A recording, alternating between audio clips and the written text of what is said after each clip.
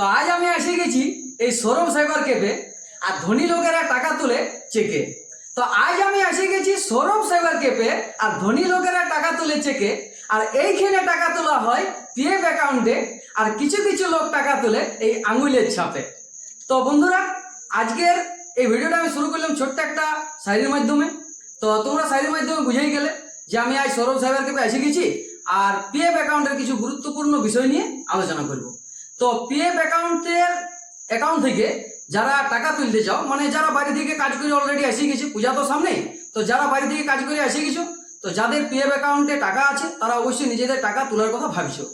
তো কোথায় তুলবে বা কিভাবে তুলবে সেটা কিন্তু কোনো খুঁজে পেছো না। তো তোমাদের একমাত্র বিশ্বস্ত প্রতিষ্ঠান, একমাত্র বিশ্বস্ত জায়গা এই হরপ্তর মোড়ে সৌরভ সাইবার ক্যাফে। তোমরা নিশ্চিন্তে, মানে একবারই নির্ভয়ে এই হরপ্তর মোড়ে সৌরভ সাইবার ক্যাফে এসে যোগাযোগ করো এবং নিজেদের পিএফ অ্যাকাউন্টের টাকা এখান থেকে তুলে নিয়ে যাবে।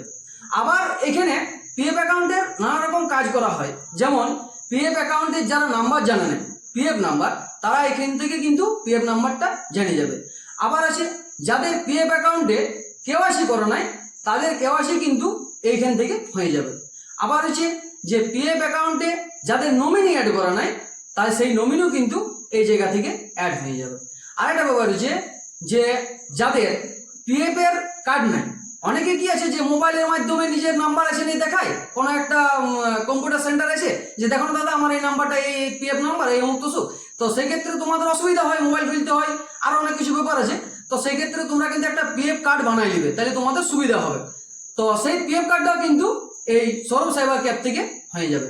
তো বন্ধুরা, আজকের মতন এখানে থাক, দেখা হবে পরের কোনো ভিডিওতে। তো আমার এই ভিডিওটি যদি ভালো লাগে তাহলে অবশ্যই একটা লাইক করে দিবে আর আমার এই চ্যানেলটিকে সাবস্ক্রাইব করে রাখবে।